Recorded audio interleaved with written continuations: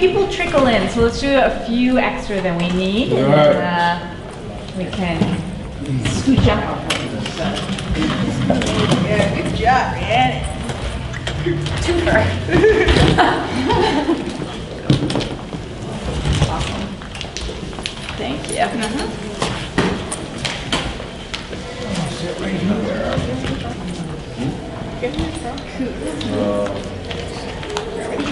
I'm not doing it today.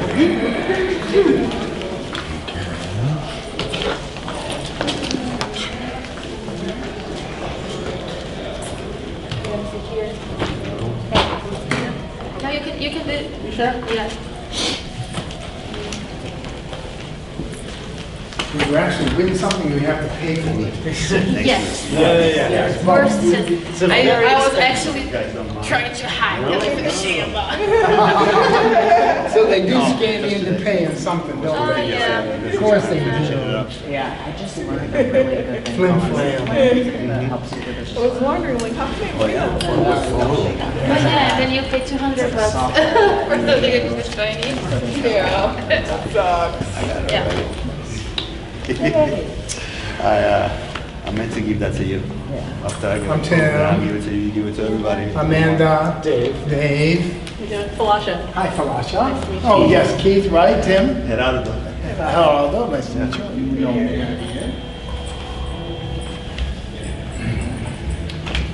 Gerardo's in Holyoke. Oh, you do, Friend of huh? ours, yeah. It's good friends. I'm from Truro, Cape Cod, the other end of the state, just about as far as anybody can get from here.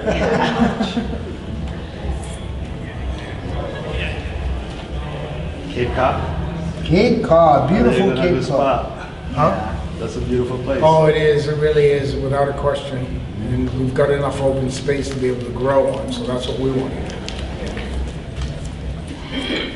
Going to join us? Of Yay! course I'm going to join you. I've been trying to join them all. There's missing a couple of them, but... How's everyone doing this afternoon?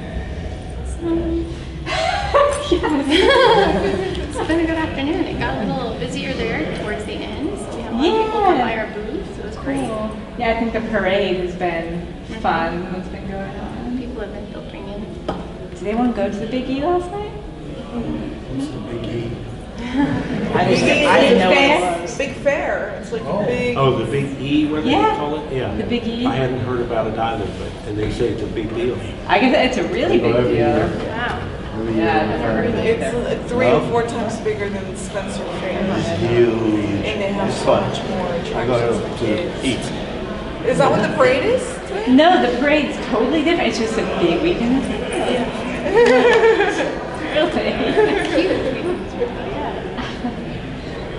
Really? Yeah. At least it's, I mean, it's a beautiful day as well. Yes.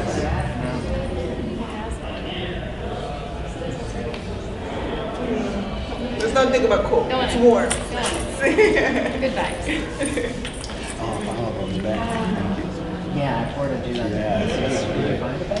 I did find a bank. I gotta go see them probably tomorrow or Tuesday, but I'm meeting with another power certificate holder. Springfield. You know, we're trying to get a company funds to get the land. It's $1 million an acre. Then we get 80 acres, and we can break it in half with both certificates there. Yeah. And you, of course, have to be hard. That's the word I gave. Here is it just for the premium ticket holders? Yeah, I mean, it's just, we'd be happy to Right talk down about there. anyone who's conversations. Beer. If you know of anyone that's hanging out, we want to. Just curious, 'cause, now Jay's talking. I'm He's looking forward to come working on. with you. He wants to see Jay talk. Yeah, they're going to be going to him. But I his, know. College. this is over 3 though? No. So It's- probably Oh, he's an hour or so. Yeah. It's been 3 years yesterday, it's 2. It's all lying together at this point. I'll take all your students. You guys, my program. OCD, it's a disease. Because I can't think of something so in place. We'll build it. And oh my God, I got so much to show you. So way. Thank you for joining us. Let's wait for just my colleague Jess, she's just going back and get started. There she is. Just waiting for her. Somebody come into class. Yeah, that'd be great. So while Jess is doing that, we really wanted to create a session kind of to close out the weekend to talk about stigma, because clearly that is such a major factor in this industry that affects whether you're just a recreational user or an aspiring business owner, an existing business owner, advocate. It's such a big part of this industry and the challenge that we face in normalizing what we're doing. And so we thought that we would bring some key people into a circle and just have an open dialogue. And so Jess will introduce those people, and then we really just wanted to sit and have a conversation. I think the whole weekend is supposed to be about that.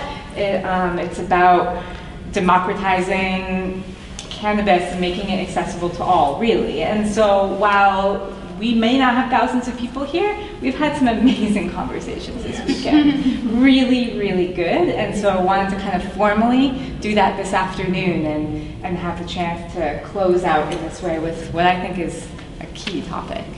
So Jess, if you wouldn't mind introducing those that we have around here. Very inspiring introduction.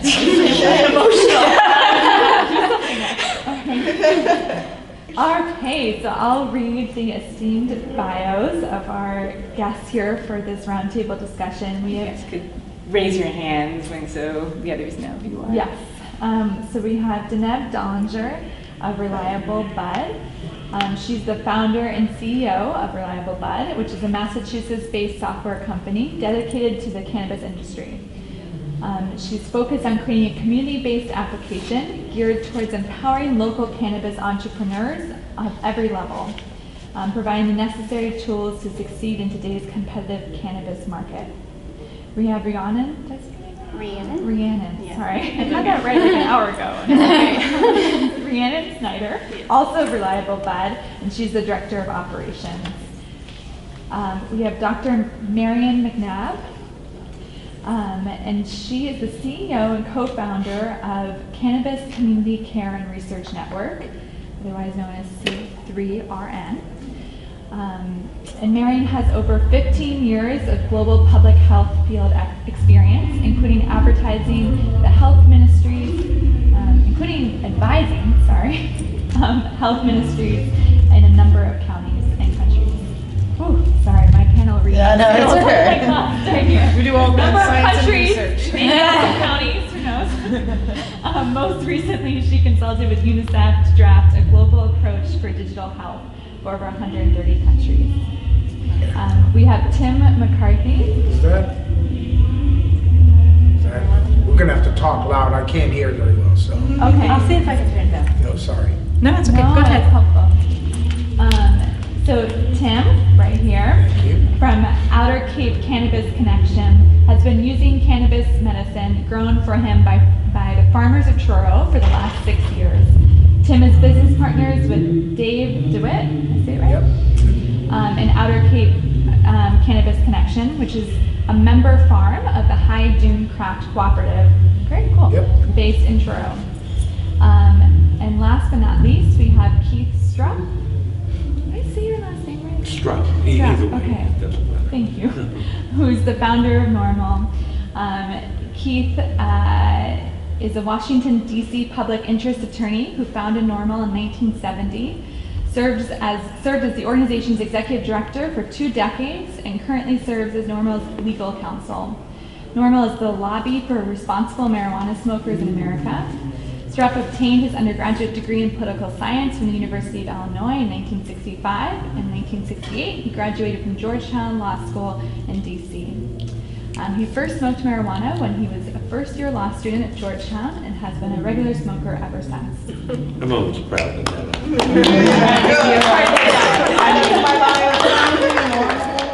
Well, I think smoking marijuana at Georgetown. I think Georgetown must be thrilled every time. Great. So I have a few questions that I know you all have kind of pre-prepared to kick us off. So maybe I'll just kind of start with one of those questions, but then we can free flow into a dialogue together. So, you know, just pretend we're all around the dinner table together, minus the food, unfortunately. But jump in whenever, and we can just start off together. So the first question is, what challenges have you faced as a cannabis business owner or advocate in your communities? Real quick. So I just want to kickstart that because I'm the director of operations for Reliable Bud, and we didn't kind of touch into kind of a little bit of my bio. And my history and where I come from is the healthcare industry. I've been in healthcare for about 10 years, but for the last 7 years I was a cardiac technician. Before that, I was raised by my grandparents. My grandpa was a Washington State Patrol officer who was in the war on drugs. So back in the DARE, drug abuse resistance education time. So I was raised with that mindset and that mentality. And then I went into the healthcare industry. And so on top of that, you know, once I went into the healthcare industry, about 5 years into it, I was introduced into cannabis. And I tried it for the first time, realized it wasn't horrible and it wasn't evil. And then I realized all of the medicinal benefits and everything that came out of it, from both CBD to THC and everything in between.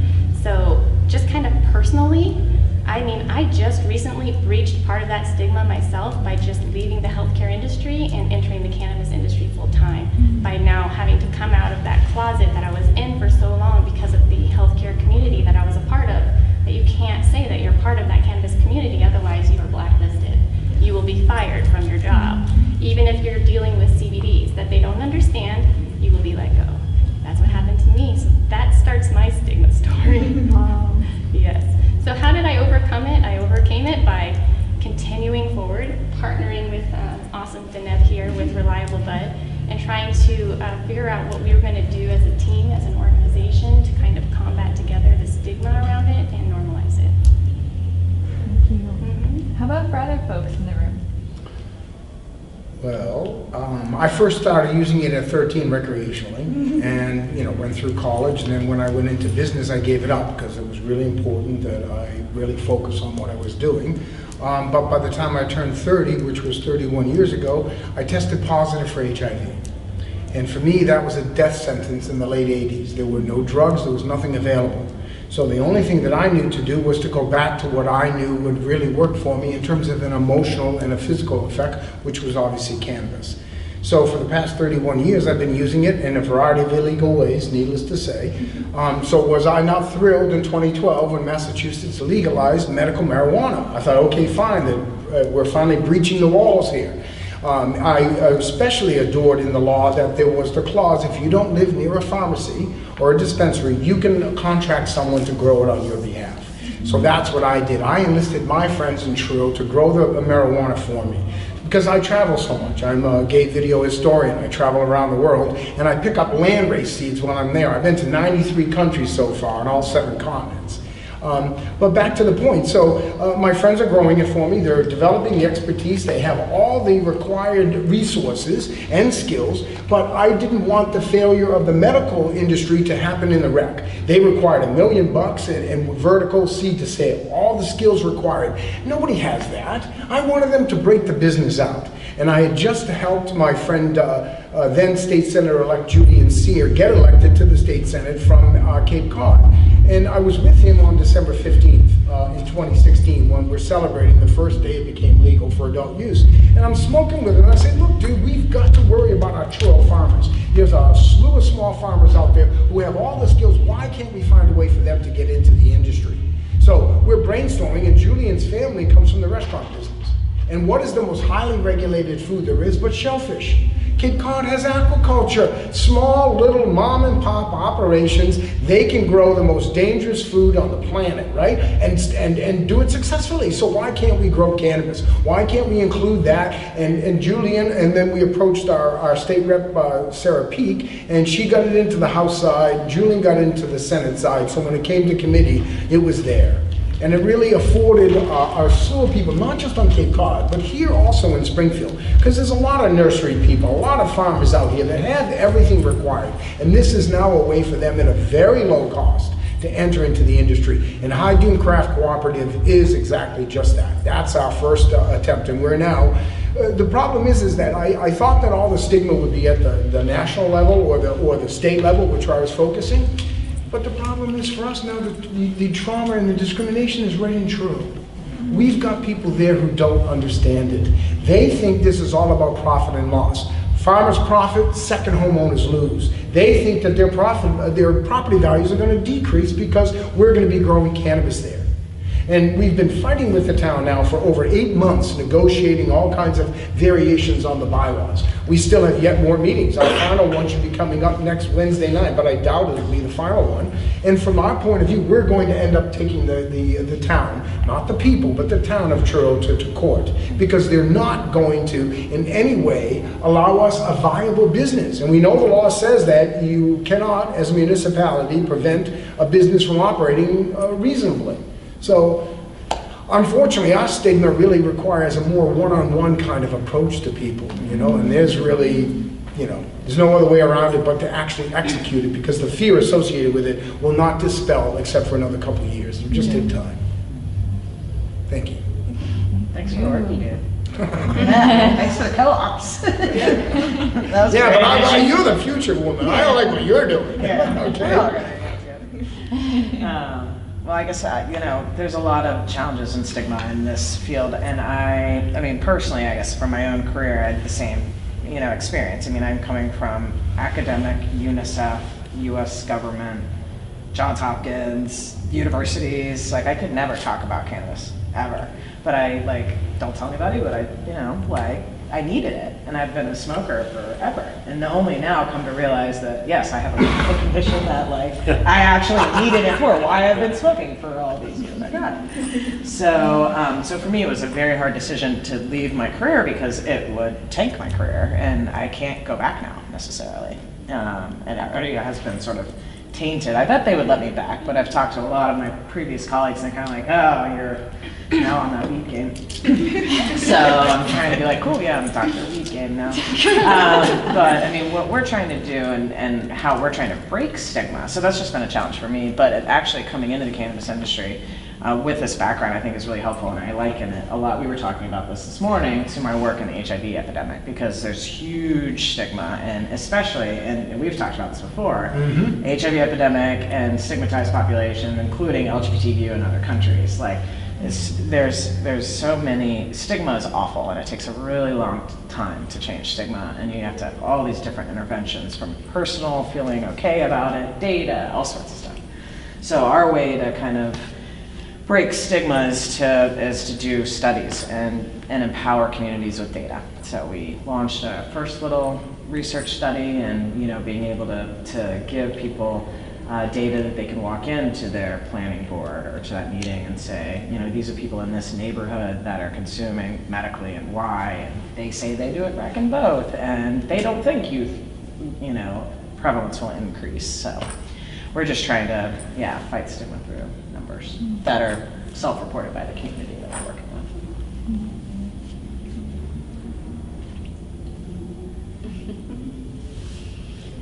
Someone who hasn't shared yet, what are the challenges you've faced as an advocate in your community? What? Good question. What are the challenges you've faced as a cannabis advocate in your community or communities? Well, in the early years of NORML, we made a decision to talk about the issue in the first person. We thought one of the challenges was the negative stereotype was so bad back then. They thought you were on your way to becoming a heroin addict and you're a total loser.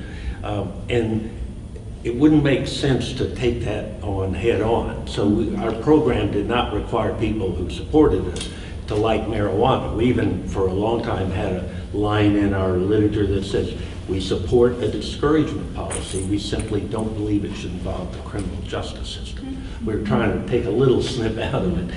But we always insisted on talking about those of us who smoke marijuana. Whereas any other drug reform effort I'd ever heard, it was always in the third person. Those who use drugs, we said those of us who smoke marijuana. So we always wore coats and ties, and we tried to sound intelligent. We were trying to make the point that marijuana smokers are just average Americans. We're bright, just like most people. We work hard. We pay taxes, we contribute to our communities in a positive manner. But when we go home in the evening, we may roll a joint where tens of millions of Americans will pour a glass of wine or drink a beer. But there is no goddamn difference. We're not better than them, and they're not better than us. But it took a long, long time for us to get any kind of a recognition among the public that there was something similar to that. And even now, I'm quite certain that if you asked the question of the entire public, more of them would find alcohol acceptable than marijuana.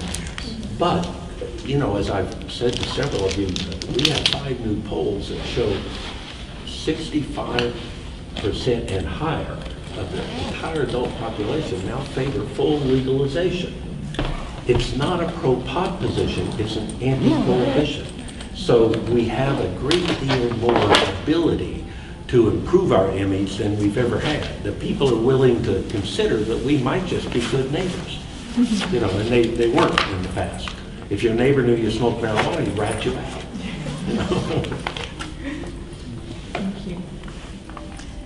Yeah, and one of the things that we want to do as Reliable Buddhist Events and as an IT app is we want to help end the stigma of people just having access to whether it's, you know, cannabis for recreational or medicinal needs. So that's why we started the events. I wanted people to see themselves face to face and to have the opportunity to be educated about what cannabis can do for you. I think education is one of the biggest ways where we can help at least open, you know, conversation with people who have stigma about the cannabis industry. Time and time again, we have people come to our events and like, oh my God, I was so scared to come. You know, I didn't want to talk to anybody. When you come and you're welcome, and you get to see people your age, you know, enjoying or just talking about marijuana. I think the inclusivity that we provide, you know, in the tools along with the education we need to up our game to be able to end the stigma and to be inclusive all around. Thank you. How about folks who aren't invited panelists that are in our circle here? Do you want to share about some of the challenges you faced? Yes, I do. My name is Gerardo Ramos, and I'm the CEO of Holy Green Growers. We receive an economical empowerment certificate by the CCC, and one of the biggest problems is finding money.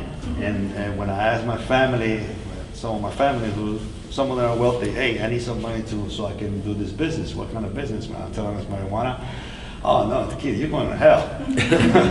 And then also, a lot of the people in the city of Holyoke, I used to grow corals, and one of the challenges that I'm finding, oh, why are you changing the coral business into growing cannabis? And the result, I tell them, well, if I'm making enough money growing cannabis, I can go restore the reef, which is what I was doing in the past. And then it really closed a lot of doors, a lot of places and connections in the city, but also it opens some big doors too. So, but we still having the stigmata in the city of, oh, you know, he wants to be a bad person, he can sell drugs. Yeah, yeah. And then we used to, 1993 when I first arrived here, that was a big challenge. Because walking down the street, I used to just get pulled over and frisked by the police, you know what I mean? Where's the money, where's the weed? And that's how my life got ruined. I got caught with a joint. And then the police officer told me, whether you either take the jail time or we just keep the money. Okay, keep the money. But that was a big issue that was back in the days. Now, the police officers don't bother me at all. But then again, there's still a problem, you know, with some people. There's a certain religious group of people who believe that I'm going to hell, because, especially my mom. Because I'm going to be going on pot. But I made her understand and realize that that's my medicine, that I need that. That I would prefer cannabis over any other opiates, over any other medication that they're going to give me for pain. And cannabis is what really saved my life. So don't care what people say.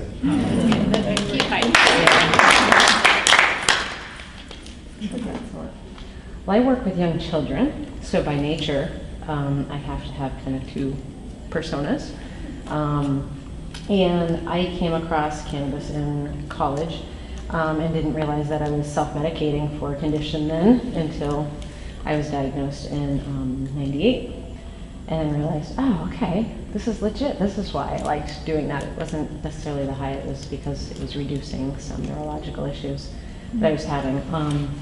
So, you know, I'm invested in building the lives of children and affecting my community through education, yet the other part of me I certainly cannot share in that forum because it would mean my job and my livelihood, and I bring in the majority of the income for my family, so there's that huge risk. I have 3 kids.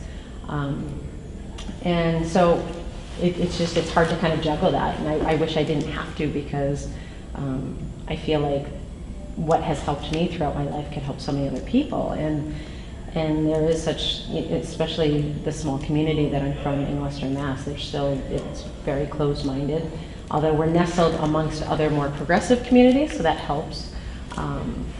But it's still a challenge to kind of keep that separated, and to see people who I relate to and I talk with, and then eventually you have kind of an inner circle of people who you can trust with that additional persona.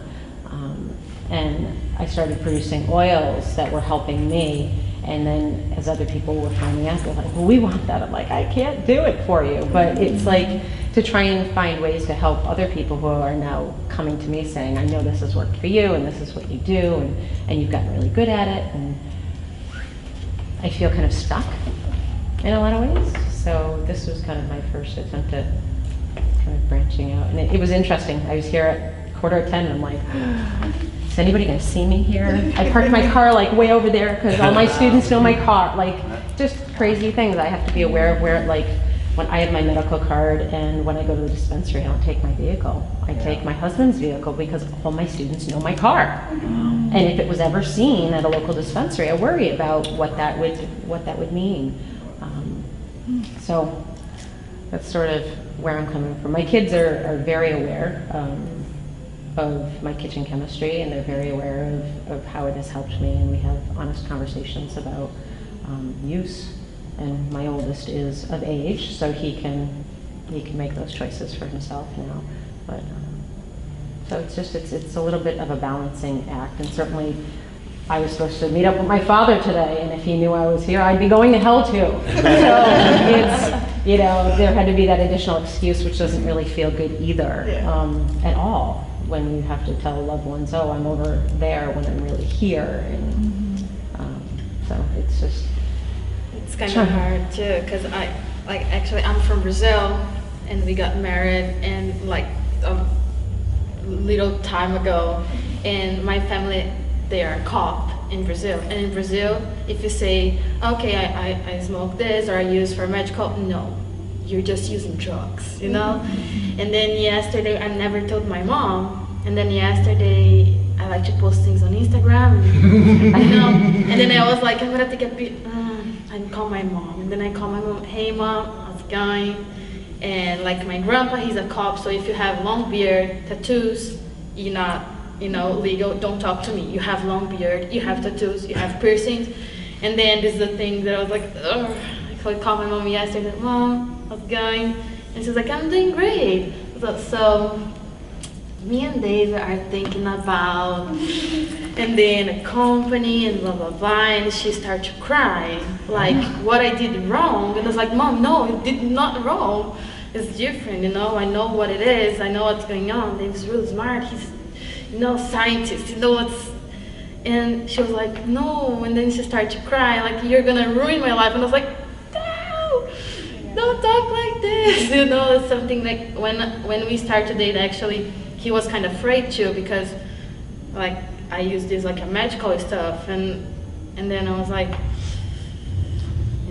that's illegal in Brazil, so I need to change my mind too and know what is good for, why people are using, what is the difference. So he have all the patients explain, like, this is for this, this is for this, And then I actually feel bad for my country, because if they know, people are still using, but they just hide themselves and they use, but actually they don't know what they are doing, they don't have like they don't do the vaporizing stuff, they just smoke, but they don't know what that people are selling for them. So it's kind of, when you legalize that stuff, it's not because people are gonna my mom say, if you start with this, you're going to a wrong way for drugs, and then when you see you're gonna be in the streets asking for money, and then I'm like, no, it's not this way. No, it's kind of weird. I think the worst part in this is you know that is good, you know how to use that for medical stuff, but you have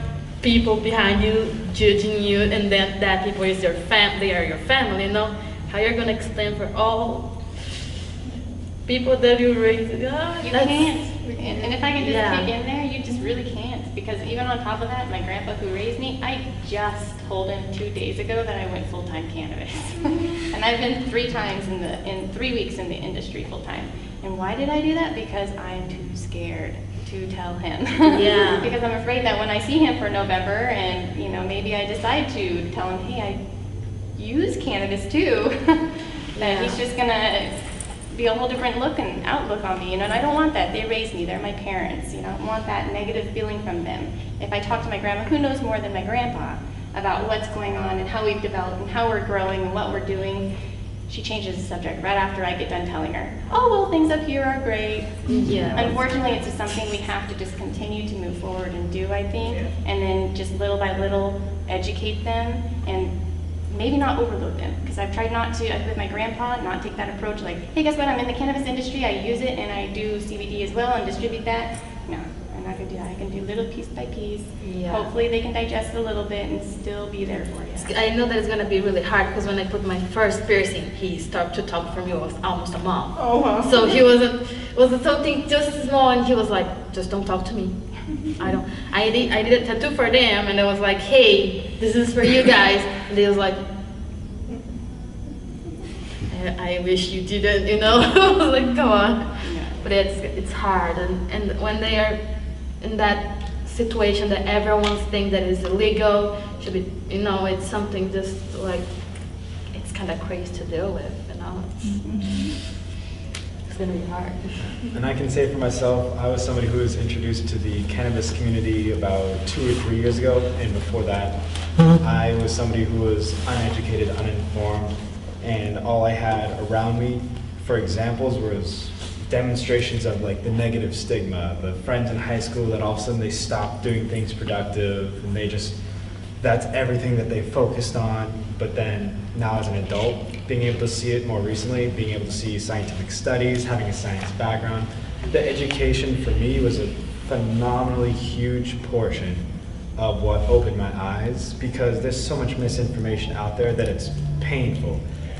Like, even still among some cannabis users. I remember I was in California earlier this year, and I was talking to one of the bud tenders, and I went into their well-researched, I look at their menu online, I go onto Leafly, and I see what is it good for, and I make a short like shopping list. What am I looking for? And I had a conversation. He was impressed because I actually walked into the list. He laughed about that as he was running around to different pockets, and he said he still has people that walk in and just say, hey, I want some weed. And the guy looks at him and goes, there's a lot of that here. Let's start narrowing that down. So even within the community, there's still some misinformation, and I am so happy every time that I see more and more professionalism, more education, more materials available for people, and it really just shows everything moving forward into a positive direction that everyone can really get behind and support. People don't know that you can have one strain to help you focus, to help you get your work done a little bit more efficiently, to help you get up in the morning, and a different strain can help you relax, go to sleep, and actually solve insomnia. People don't know that there's actually different strains with different effects like that. And it's just something that a lot of people would feel differently if they had this information available to them. Because to too many people, it's just pot is pot. And that's what they say. To the point where I like to use cannabis strictly in conversation, even among my scientific peers, because I don't want them to have the negative stigma word, pot, weed, dope, anything like that, because they don't even know there's cannabis sativa, cannabis indica, they don't even know that there's different species. So it's hard for me to have a conversation and allow somebody to talk from a point of authority if they're uninformed. So a lot of people, I think, do great if they're just given more education, and it helps really beat the stigma. Because the stigma is just based around misinformation, I think. Thank you. For Anyone else want to share before we go to the next question? I guess Yeah, I'll I'd like share. to hear from you. I'd like to share. So I'm born and raised in New York, and Brooklyn in particular. I work in New York City, the city. I'm a CPA by trade, so I've been in public accounting for about 10 years, right out of college. And so my first time trying cannabis was in college, in a joint with a friend after class, before study session, after study. Actually landed my first job stoned, high. I interviewed with a partner at a large accounting firm and I was high, and I aced it. So I didn't intend it. I thought I was actually going to come down by the time the interview started, but I didn't, so I was high. So I like that story a lot. So I've been in the field for the last decade, and then actually a little bit more normalization came into my life with it, actually. The last few months, I traveled out to Seattle to visit family, and dispensaries all over the place there. And so I came home with some edibles, some mints, some sexual topical gels, shared them with my husband, and also turned him on to, oh wow, this is, like, I didn't bring home a joint. So he's like, oh, this is just normal stuff. I carry my mints in my bag everywhere I go. Since Seattle, I've traveled to Florida, Costa Rica, Toronto, and somewhere else probably, and they just stay in my bag. No one bothers me because it's in a normal tin can. And so what he's done, because he's from a community where it's a stigma. You don't smoke pot. I mean, we have family here. We dropped our daughters to before coming here, and they're like, "Where are you going?" And they were like, "A convention for work." And they're like, okay, and so we left. But I mean, even for him to be here was because it brought some awareness that it's not just stoners and getting high and then not doing what you're supposed to do. I mean, I'll take a few puffs of my vape pen before I come home, and I'm on it because it calms me down. It takes me out of my work day and it brings me into a more peaceful mood. And then what it's also open to is have adult conversations. So some of my mom friends or adult friends or married couple friends, you know, I come into these circles and where you didn't talk about these things because it was taboo, you talk about it and you realize how many like-minded individuals you come across. And you're like, oh, I was thinking that, I'm glad you brought it up. And I'm like, it's literally part of my life now. Like it won't go away at all for any reason. And so, excuse me, so, and my husband's also become a fan over the last few months as well. So for me, it's just been, again, educating. And so I like to think that, you know, I'm educated, well-spoken, woman of color, and I tend to get pretty passionate when it's something I'm really passionate about, and it comes across in my speech and my articulation as well. So that passion has also begun to drive other people within my community as well. So I mean, I have dinners lined up where we're having conversations around this. In New York City, recreational adult use is becoming, I think it's going to be really, really, really soon that it becomes legal in New York City. But you know, people are thinking about what do we do to kind of get in on the ground once adult use becomes more legal and more They've even accepted. stopped arresting public smoking in Right. Manhattan, Yes. which is really, Yeah. Really? Yeah. They did? Yeah. They are no longer going to process, That's great news.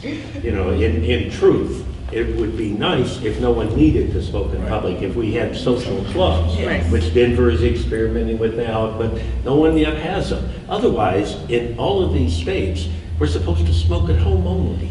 Well, what the hell kind of culture is that? You know, we culture that stays home all the time. So the part of our limit is that we had to settle for new laws that didn't include everything we needed. Now we have to try to enhance them. But I think social lounges is a really important addition. Poor people are the ones that get hurt. Otherwise, rich people can smoke in their house. They have areas, you know. But poor people, you're in an apartment house or something, man, you can't smoke anything. Tell on you. It's actually. There is the Summit in Worcester. It's the only smoke club in the state. Oh, private club? Yeah, it's a private Yeah. smoking club. They allow cigarettes and cigars as well as cannabis. And they also are now BYOB. Oh, really? And I understand that next June, there'll be 2 new classes of licensed social use and delivery. So we should have that in Massachusetts next June. Yeah. Cool. Do you want to share any bit about your own I story? can. I tend to be kind of quiet sometimes. I like to sit in. But this is a unique weekend for me. So I came because I wanted to learn more about the community. My background, I've been around cannabis a lot, my friends and all that, but I've never been able to partake as much as I wanted to because I was always in drug-tested corporate environments. But I'm at a period in my life now where I'm kind of considering making a pivot and a change in getting involved in the industry professionally. But I come from disruptor companies that fight the big, like, utilities and things like that. I worked for like Tesla and James Dyson and companies that went against the grain. And so hearing your stories, it's so heartwarming. I feel for you guys. I kind of have a little bit more of an aggressive stance, like understanding how to change mindsets and change perceptions. Usually, sometimes I take an aggressive stance, like, well, you probably think I have a lesser quality of life than you do. And so, for me, I take a stance of, I'm going to show you how my quality of life is equal to yours, possibly better. And as much as sometimes people want to hold on to their principles, that is a catalyst for change.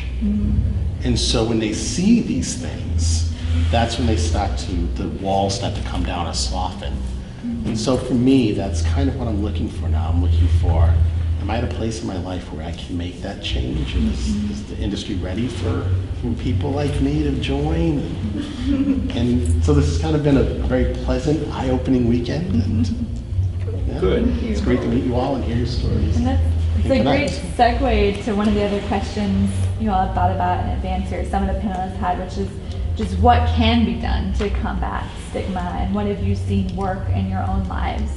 So we'll open that up to everyone, and welcome. Thank you for coming. Thanks for letting me come in late. My other one just finished. We're really flexible here this weekend, which I enjoy. So yeah, what's worked in your own lives or professions in terms of combating stigma? Well, like I shared earlier, educating is one of the biggest things. Sharing your story with people, or letting people approach you. They know that you're a cannabis expert, quote unquote, just because you smoke weed. They're going to come up to you and they're going to ask you questions. Be open to as stupid as questions as you will hear. No, like you said, nobody knows sativa from indica or edibles from a vape. My mom. I can relate to a lot of things you two are sharing because I'm Mexican, and in the culture I'm the devil because I'm going in the cannabis industry, and I created an app and I throw events and I smoke with everybody. Like, who are you, the app, right? So, I allow people to approach me. They have to be open to want to educate themselves about cannabis. Otherwise, they'll come and having like a direct approach like you. I don't have the bones in me to do it, but I just let people come to me and ask me when they're ready, and if they're not ready, just being an example and showing that I am a professional, I am in the industry, I do smoke, I do share with you. It's about you. The power that you have is in you. You can change stigma by just showing up, being present, and educating when someone comes your way. And I think that's one of the biggest things that we see at our events and with people that we meet. They're so afraid. The stigma is so big that they don't even want to approach us. And we're just open and welcome. Like, here, have a joint. Talk to us. We're here to help you. Yeah, we're here to help you. I just want to roll off of what you were talking about earlier about putting on the suit and the jacket and being like every other normal day people, which is exactly what everybody is. Yeah. Nobody is bigger than the next person. Nobody has something else to prove. We're all supposed to be just working together to kind of grow this community together. We're not going to be able to combat any type of stigma or any type of normalization if we don't come together on a lot of things. Yeah, we got to help each other. That's one of the things that we're still also trying to mentor into people that are entering the industry. They're so young. They're like, what do I do? What do I do? Help each other out. Educate one another on the things that you learn. Because I am by no means like a specialist in extracts or edibles or weed by any means, but I do know IT. So I can help you there. Community really is the base place. And as a gay man with HIV, I sit here, and if you just took the word pot and put in HIV or gay, and you get the same thing. Everything you're saying is what my communities have experienced repeatedly. And dare I point out, as women, you guys also face the same thing. And as a person of color, come on. So really, the basis of community is individuals standing up for who and what they are and taking pride in themselves. If you have your own sense of pride, your own sense of education, your own sense of strength, you'll convey that to the other people. They'll feel that, they'll see that. That will allow them to be attracted to you. That's why I came to this convention, because this is exactly what we're doing here right now, all right? And as small as this might be, this is huge, because it's where it will start. And it's this kind of thing that we require across the state. We're not all just individuals. At some point, the coalescing will really occur. And we're starting that. And I mean, that's why we have. I mean, I think it's so important, and I want to see if you want to co-author a piece on this with me. I would love to. Yeah, hell yeah. About HIV and the gay communities and how cannabis is. I mean, I've been talking about it for a while because of my history in HIV. It's just so. But this is why. That's the exact reason we have community in our company name. Like, we took a long time to figure out what our company name was, and it's Cannabis Community Care. Care about the community first, and then, oh yeah, we're a research network too. But our whole point is community-based research and community-based empowerment, and through education or data, that kind of stuff. Because I mean, you know, you can change when you go to the CCC, we can sit at these government levels. As you know, you can do as much as you can, but the real change on stigma is people. Exactly. I mean, and when you can groundswell enough people like you have at Normal, if you live long enough. I mean, the people are one that demands change, and so I think it's. By the way, both of you should recognize, if you don't, that the first state to legalize medical marijuana in California in 1996 was a direct result of the Castro district, the gay community, HIV, AIDS positive HIV. There's a gentleman named Dennis Perone. Dennis Perone, I just know died that, the last couple of years ago. Yeah, he did. A wonderful man. But he started what he called a buyers club. That's true. It was totally illegal. It was just, if you had HIV or AIDS, you could go and he'd give you free marijuana, and the police knew it. A couple of times they busted him, but overall, they realized that he was doing a really important service. Now, he started collecting signatures to make medical marijuana legal statewide, but they didn't have any experience in how to run a professional campaign. Fortunately, they got in touch with Ethan Nadelman, who was running the Drug Policy Alliance, had George Soros money, Peter Lewis money, all the major funders of drug policy at that point. I think he had about $6 million it took to qualify that for the ballot and then run a successful campaign. So the reason that we now have 31 states is because the gay community in California forced it on us. Thank you for reminding Keith, do you write a book? I've listened to you talk a couple times. You have a wealth of knowledge. I actually do have a book. I wrote it 3 or 4 years ago about the history of Normal. Has a lot of war stories in it. Okay. What's the name of it? It's Normal to Smoke Pot, the 40-year history of marijuana prohibition. Do you have it here? Actually, I'll show you a copy. I think. And Amazon, here we go. Unless you have some for sale. How about for other folks while he's getting Here you his book go. out? Thank you. Enjoy it. I hope you. It'll be one less for me to take home. Appreciate that. What else have folks done to combat the stigma? You know what is funny, but in the same time it's interesting. I shared with him these days ago. In Brazil, it's totally legal, so no way to go by yourself or to sell whatever. So have a small city in Brazil that a lady, she found a different plant in a square, and then that square is in front of a police officer.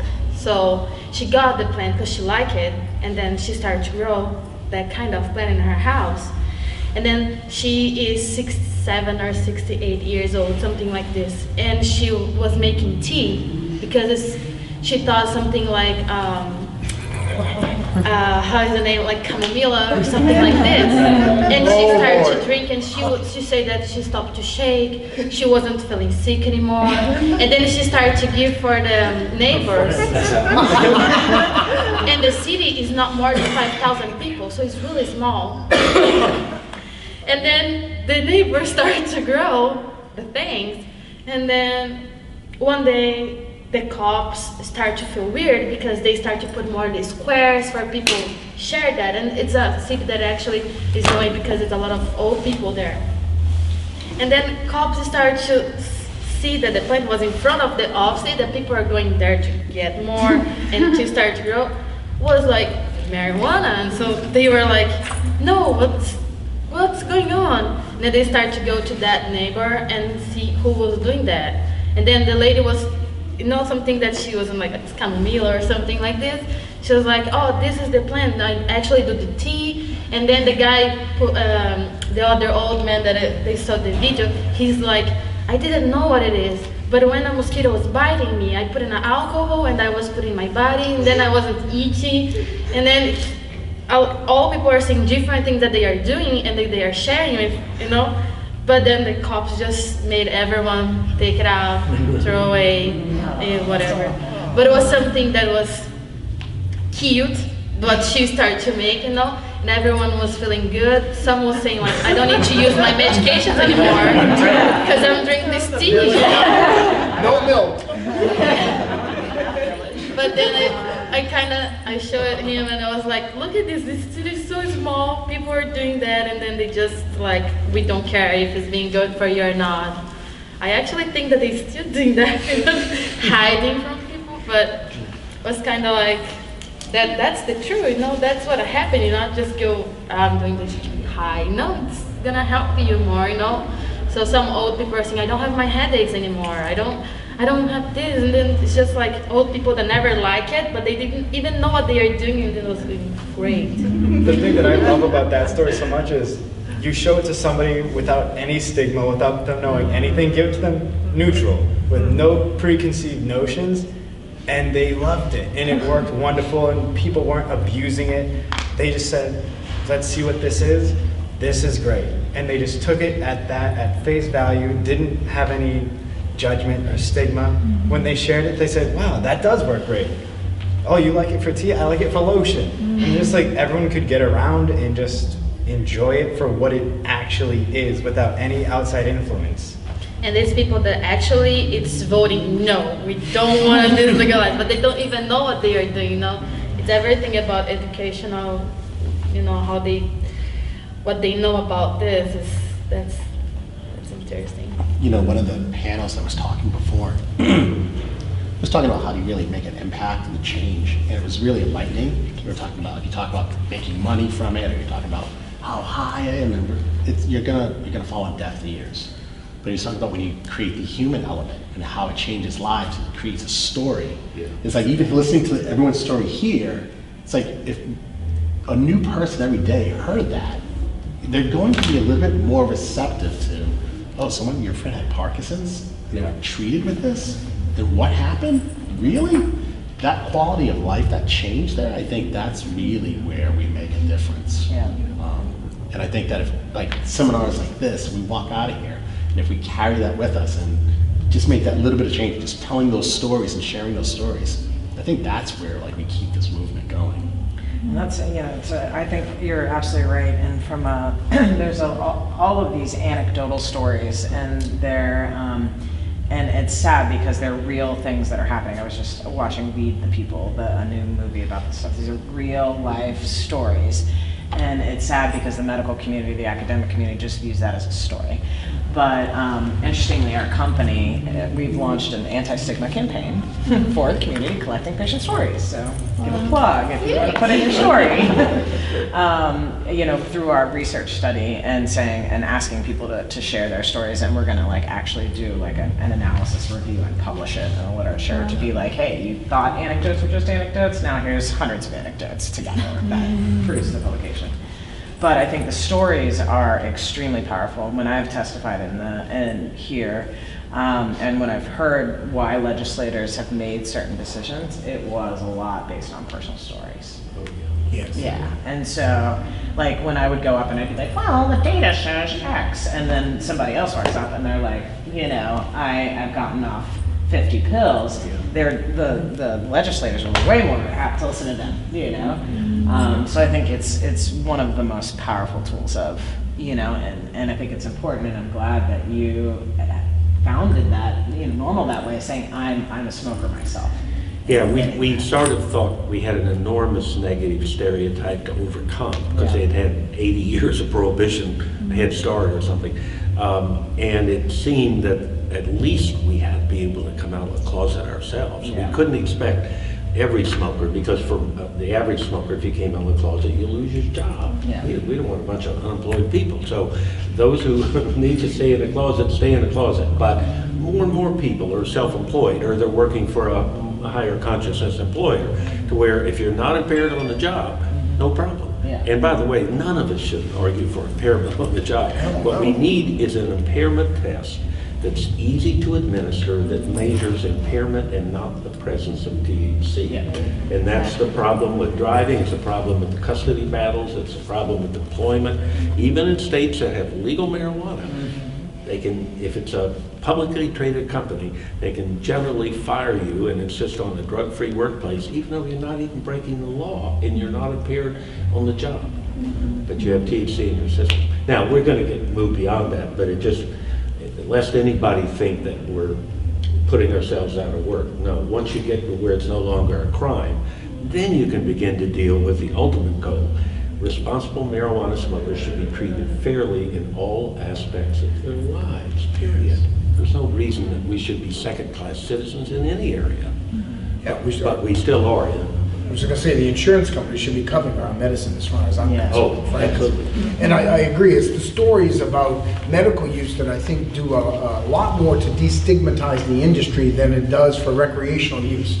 Because recreational is how high you got, right? I get that. However, it is really going to be all the variations, as we mentioned earlier, that are really going to produce and really going to have the effects. Massachusetts is the center of the biotech industry on the planet. Well, guess what? Cannabinoids, based upon craft cultivators' analysis, is going to be the basis of all those new world-class drugs. Because it's only the craft cultivator. She's going to spend the time looking at that particular strain and understanding it from one side to another. It's not going to be Budweiser. It's not going to be Mondave, all right? We're going to be having small farmers. That's what I'm really after. Because this is why I think you, Marion, you're really the future. Because it is only going to be, I apologize.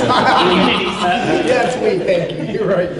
But it's that analysis, that look towards the real effects of cannabinoids and terpenes and everything else. That's really going to be what we should be about. Yeah. And what I'm scared of on that research front is actually big pharma and big alcohol and tobacco and locking it up. And so our approach is do that research, but we have an open data policy. And we've advocated here for open data too, because you don't want one industry to just lock it in, right? And big business. So even it's the same with research. So for me, in my opinion, okay, you can do research to patent or productize your stuff and whatever. But in our study, when you take it, you see your results compared to everybody else. And we're like throwing this out there, right? And going to patient events and being like, here's the information, we're not gonna lock it in, and use this and like trying to develop tools that will enable people to take that data back. We've seen a super powerful story. The one kid, accident, 3 years ago, got on opiates, got really addicted. He got his mom to allow him to use cannabis. She pays for it. Now he, is using cannabis, but his tolerance is increasing. And so his mother, Catholic, is saying, oh, you're just becoming abused. And it's like, no, this is normal. Okay. And so he took our survey, he saw the results. We did a patient event at one of our dispensaries. And he came in, and when we were like, okay, well, thanks for taking the survey. This is what people in your community are saying.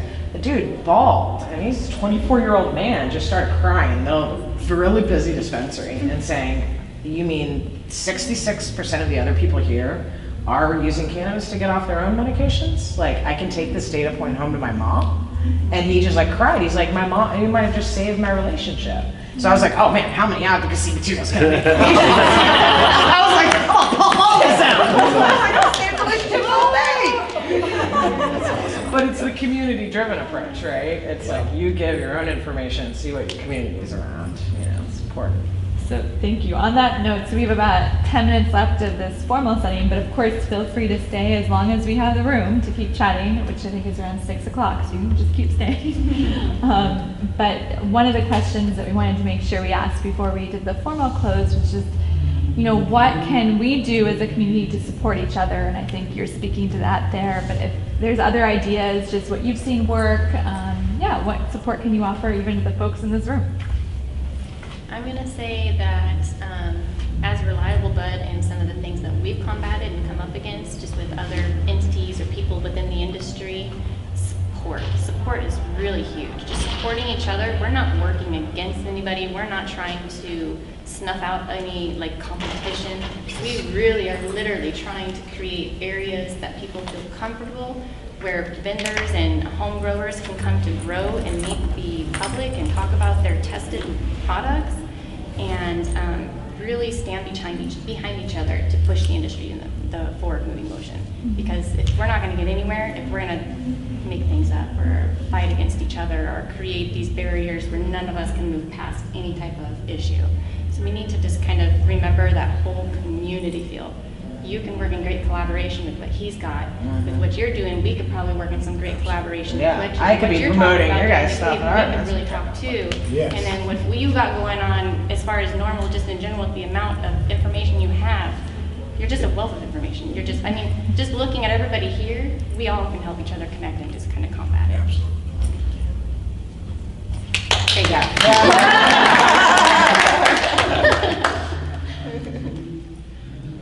Other thoughts or It's a hard one to follow, guys, I'm sorry. That was a bit mic drop. Okay, great. Let me jump in your point. I've been talking with some big companies, and you know, some of the companies are already coming to Massachusetts.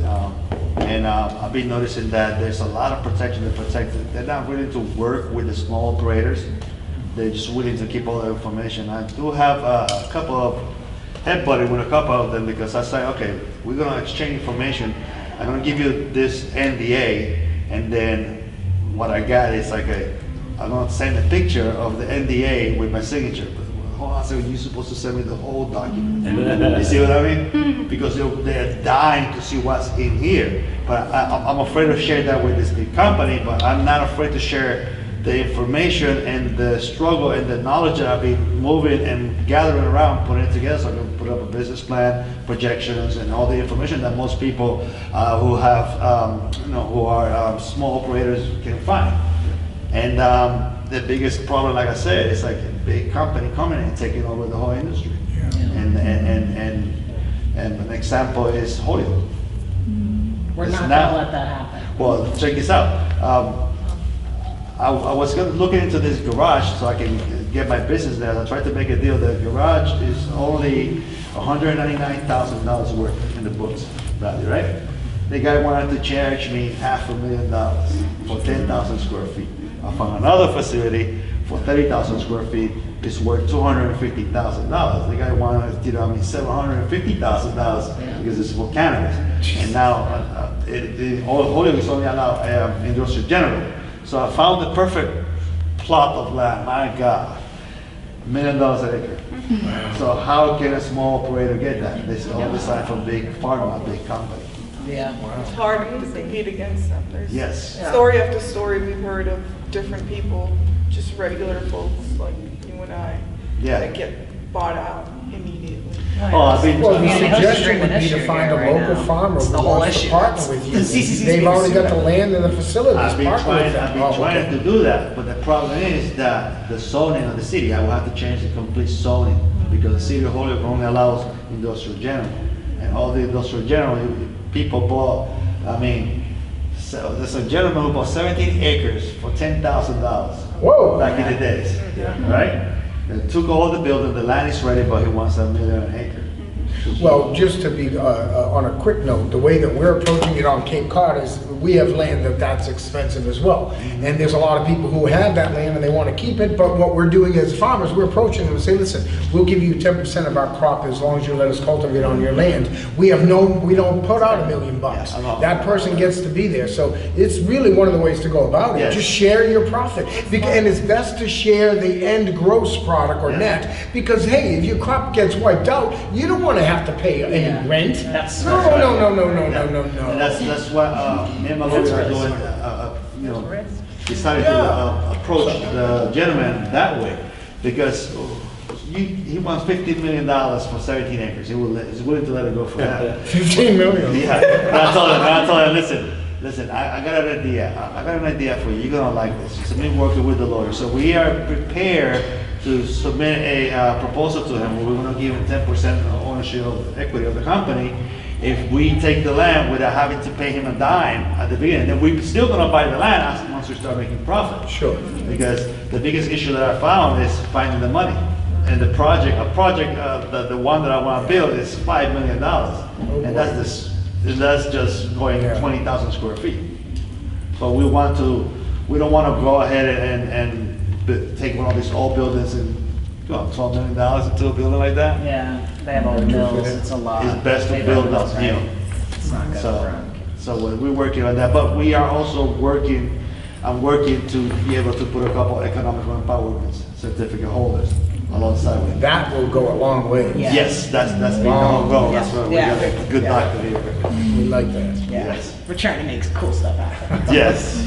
Out of Well, she our- helped me a lot. She's wonderful. Yes. she's Our great. co-op has 11 members, 6 of them are women. Cool. We have gay man, lesbian, we have 2 people over 70, we have 2 medical, we have 2 veterans. So we're approaching. Fully diverse. We need to get people. My boyfriend's coming on and he's black, so he'll work. So finally, a little white. Little. Yeah. Any other I've closing? been there and I feel like a stranger. Any other closing thoughts for this part of the round table? Let's grow together. Let's grow together. That's amazing. Let's grow together. I would like to share my information with everybody and keep in touch. And if we can work together, example, you got a lot of knowledge, we all got knowledge. We all put this knowledge together, then when there's an opportunity, that at least 90% of us will make it in this industry. And that 10% who don't, If somebody they can like work the for any of the other. If you guys, we'll put a sheet on the table, if you guys want to put your name and Yes. email, I will do a group Absolutely. email. Cool. Yeah, and what we'd ask too is, for those of you who are in some of the past cups, you've already done this, but this is really an experiment to see, how an event like this works. So we really want your feedback on how to make it better and what parts we should keep and what works. So I'm going to pass around, start both directions. If you've already filled it out, obviously no need to fill it out again, it's just the same survey. But this is a feedback survey. If you don't mind filling it out, sure. take me a few minutes. I have 2 pens, yes. So if anyone needs a pen, no.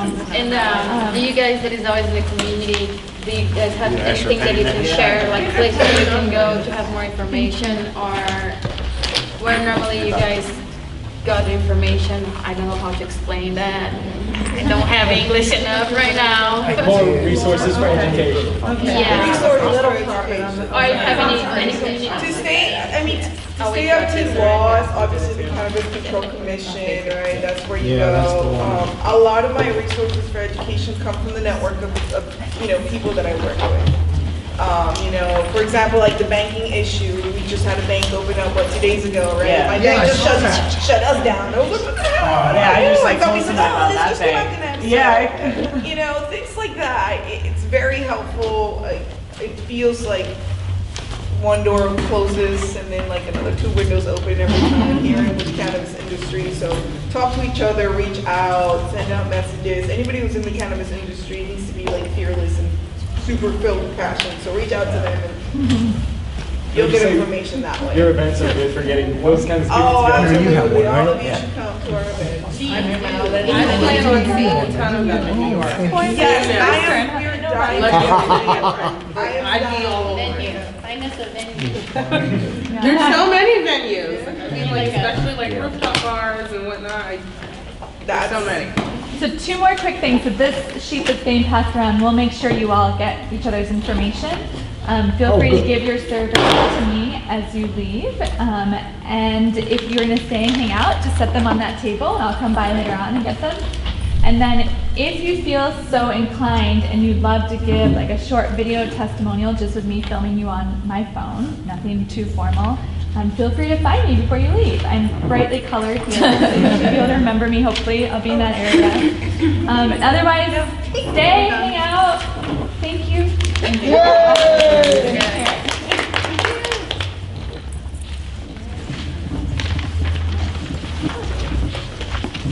Yeah, Can I just leave you my card? Yeah, likewise, that'd be Thank you. tremendous, but- Yeah, we'll make sure we Yeah. get everyone some Thank you. information. Thanks. Oh, of course. I want to introduce you to my partner before you leave. He's a farmer. And we're thinking about cooperative structures, so would love to hear more and Oh learn. my God, yeah. And you know, Brewster, my partners and I were looking at a place in Brewster. Oh, really? We live in Atlanta now, but I was born in Brewster, yeah. Oh, okay, Yeah. okay. All right, no, I met your Bradford? Yes, Yeah. you guys are buying a house tomorrow. Yes. Yes, and then land. Everything's happening at once. Yeah. Atlanta. Oh Yeah. Beautiful place. Yeah, really happy. True. I didn't know if it was passing. Churros, I mean, also very beautiful. Brewster, we Also love Brewster, born and raised here. I know, isn't it? Yeah. Oh, both of you guys. Both of us, yeah. We knew each other in middle school, in fact. Well, I really am going to try to do something, and I want to do it with reliable bud people. In January and February, homegrown bud contest. Oh, wow, that's a great idea. In the middle of Very January cool, and thank February you. when nothing's going on. That's even better timing. All right. I want to go meet, what's his name now? Is he still here? Bradford? Yes. Yes. No, Oh, I no. apologize. Oh, Jay. Yes, Jay. Yeah, I think he's still here. Yeah, you should go over, yeah. I'm going to try and do him now. Thank you so much. I got to pack all this. Nobody will be in here, right? No? I think it will be fine, yeah. Thank you so much. You know what? I think we're going to I actually think my form's at my booth. Okay. Thank you. We'll come by. If it's at your booth, we'll come by and collect it. Thank you. My girlfriend is a whisper, so okay, that's what I'm trying to say.